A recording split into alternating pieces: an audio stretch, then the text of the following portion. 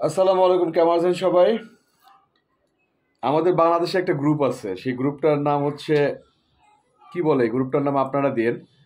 যাদের কাজ হচ্ছে অন্য সমালোচনা করা, নিজে কোনো হেল্প করবে না কাউকে, বাট বৈশা বৈশা সমালোচনা করবে। যেমন একটা গ্রুপ গেছে, প্রত্যেকে অনেক বাচ্চা কাচ্চারা, অনেক ছোট ভাই, অনেক বড় ভাইরা গেছে, যারা হচ্ছে 20,000, 30,000, 40,000, 50,000 জোগাড় করছে।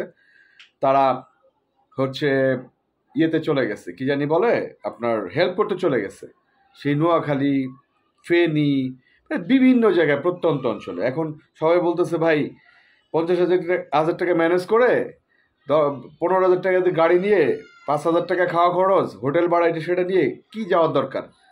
কিন্তু তারা এটা জানতেছে না যে তারা যে টাকাটা জমাইছে, ওই টাকাটা তারা দিতে গেছে, বা ত্রাণ, মানে বিভিন্ন খাবার টাবার কিনে বা প্রয়োজনীয় যে জিনিসগুলো আছে ওগুলো কিনে দিতে গেছে, আর তাদের খরচ খরচা যে আলাদাভাবে নিয়ে গেছে এটা তারা বুঝতেছে না। ঠিক তেমনি আমাদের একটা গ্রুপ আছে যারা হচ্ছে কারণে অকারণে সাকিব ভাইরে হচ্ছে বদনাম করে। তাদের বলি, সাকিব ভাই আজ পর্যন্ত কোনো কিছু ওপেন করছে আমার মনে হয় না। কেউ তো 5,000 টাকা দিলে বা 2,000 টাকা দিলে, 500 টাকা দিলে একদম ওপেন, যে যে দিচ্ছে তার ছবিও দেয়, যে নিচ্ছে তার ছবিও দেয়। উনি কিন্তু ওপেন কখনো এটা করে নাই, আজ পর্যন্ত করে নাই। আমরা যারা খুব কাছের মানুষ তারা জানতাম উনি বন্যার্থদের সাহায্যে ইতিমধ্যে এগিয়ে আসছেন, এবং ওনার একটা কোম্পানির মাধ্যমে হারলাইন, ওইটার মাধ্যমে বন্যার্থদের হেল্প করতেছে। যেটা ওপেন হইলো আমাদের আহ, ভাই ব্রাদার ইমন বললো এফডিসিতে, যে এর আগে সবাই মনে করেন যে সবাই ধুয়ে দিতেছে, শাকিব খান কি করছে, এ কি করছে, ও কি করছে। আমার কথা হলো, আপনি কি করছেন? আপনারা যারা এগুলো বলতেছেন না, আপনারা কি করছেন? আর যে লোকটা মানে হেল্প করে, সে কখনো কারো সমালোচনা করে না। ভালো ব্যক্তি কখনো কারো সমালোচনা করে না, হ্যাঁ, খারাপ কাজের সমালোচনা করে, এটা স্বাভাবিক, সব জায়গায় হয়ে আসতেছে। তার মানে এই না একটা লোকের সম্বন্ধে না জেনে শুনে আপনারা সমালোচনা করবেন। সে লোকটা দিছে কি না, বা কি তার আচারণ কেমন, এগুলো তো হচ্ছে একটু ভাবা ভাবা উচিত। তো সবাই ক্লিয়ার হয়েছেন, যেহেতু নীরব ইমন বলছে, আমরা জানতাম যে না, উনি হেল্প করছে, এবং উনি বন্যার্থদের সাহায্য করছে কোনো একটা প্রতিষ্ঠানের মাধ্যমে। আবার উনি যে কোম্পানি, ওই কোম্পানির মাধ্যমে, হারলাইনের মাধ্যমেও বন্যার্থদের হেল্প করছে। অর্থাৎ টেনশনে কোনো কারণ নাই, সমালোচনা করার কারণ নেই। সাকিব ভাই এই বিপদের সময় পাশে থাকবে না বন্যার্থদের, এটা কেউ বিশ্বাস করবে না। অ্যাটলিস্ট আমরা তো জানি। আরেকটা ব্যাপার দেখেন, উনি ছাত্র আন্দোলনে এত চাপে থাকা সত্ত্বেও কিন্তু উনি ছাত্র আন্দোলনের পক্ষে ছিল। তাহলে বুঝতে হবে যে ভাই, এত কঠিন একটা আন্দোলনের যে পাশে ছিল, এইটা আরো কঠিন, সেই আন্দোলনে কেন সাকিব ভাই পাশে থাকবে না, এটা বুঝতে হবে। এটা হলো আমার কথা ভাই। হ্যাঁ, আমরা যারা সমালোচনা করব, একটু জেনে বুঝে সমালোচনা করি। আর ওনার জন্য তো সবাই রেডি আছে, যদিও এখন একটু কম, কারণ সাপ্লাইয়ার গ্রুপ যারা বিভিন্ন সেক্টরে সাপ্লাই দিত, প্রশাসনে বিভিন্ন সেক্টরে সাপ্লাই দিত আমাদের ইন্ডাস্ট্রির কিছু, যাক না বললাম না আর ওপেন, সে সাপ্লাই গ্রুপ এখন দমে আছে। হ্যাঁ, মানে দম মারা অবস্থায় আছে। এই সাপ্লাইয়ার গ্রুপ এখন নাই, এই জন্য সমালোচনা করতেছে না কেউ। আর এক্সপায়ার ডেট পার হয়ে গেছে এমন কিছু ডিরেক্টর বলেন, বা আর্টিস্ট বলেন, বা প্রডিউসার বলেন, এরা এখন এফডিসি থেকে আউট। হ্যাঁ, তো এই জন্য হচ্ছে ওনার সমালোচনা একটু কম হচ্ছে, এটা অব্যাহত থাকুক, কারণ কারো সমালোচনা করা ঠিক না, নাম্বার ওয়ান। নাম্বার টু, যারা অনেকদিন থেকে বলতেছেন যে ভাই সাকিব ভাইয়ের কোথায় আছে, কেমন আছে, সবাই জানেন ইউএসএ, আমেরিকায় আছে, ইউনাইটেড স্টেট আমেরিকা, মানে আমেরিকায় আছেন। তো যেটা হচ্ছে যে উনি সিনেমা কবে শুরু হবে, সিনেমা কেমনে শুরু হবে,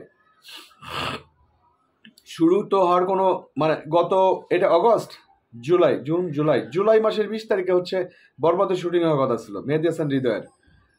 ভারতীয় ভিসা টোটালি বন্ধ। বাংলাদেশে এই ধরনের একটা সিচুয়েশন, সরকার পট পরিবর্তন, এরপরে এই বন্যা, কত দিক থেকে পিছাইছে আপনারা দেখেন। দেশ স্বাভাবিক হওয়ার একটা ব্যাপার আছে, দেশ স্বাভাবিক হওয়ার একটা ব্যাপার আছে। সেই ব্যাপারটা হচ্ছে আপনার দেশটা স্বাভাবিক হোক, ইন্ডিয়ান ভিসাটা চালু হোক, দেন উনি আবার কাজ স্টার্ট করবে। আরেকটা ব্যাপার বলি, আমাদের প্রতিবেশী রাষ্ট্র নিয়ে সবার অনেক চুলকানি। আমি আপনাদের একটা প্রশ্ন করি ভাই, আমার ওয়াল থেকে কখনো ভারত বিদ্বেষী কোনো স্ট্যাটাস বা কোনো কিছু দেখেন নাই। কারণ আমি মনে করি কি, আমি যে ফ্ল্যাটটায় থাকি তার সামনের ফ্ল্যাটের লোক, মানে সে যেই হোক, গরিব হোক আর ধনী হোক, ওনার সাথে যদি আমার জ্ঞানজাম থাকে বা মনোমালিন্য থাকে, তাহলে আমি এখানে বসবাস কিভাবে করব? ভারত আমাদের নিকটতম প্রতিবেশী, যাদের উপরে আমরা অনেকাংশে নির্ভরশীল। তাদের সাথে আমরা গ্যাঞ্জাম করে কিভাবে পারবো বলেন? আর গ্যাঞ্জামটা কেন করব? আমাদের যুগ যুগ থেকে হলো তাদের সাথে আমার সুসম্পর্ক। এখন বলতে পারেন ভারত আমাদের এত কিছু দিচ্ছে, আমরা কিছু দিচ্ছি না? অবশ্যই, কেন দিচ্ছি না? আমরা সাধ্যমতো তাদের হেল্প করতেছি, একটা ভালো প্রতিবেশী হিসেবে যা যা করা দরকার করতেছি। এই জন্য আমরা যারা বুঝে বা না বুঝে হচ্ছে ভারত বিদ্বেষী কথা বলি, ভারতের পণ্য বর্জন করি, এটা করি এটা করি, ঠিক না।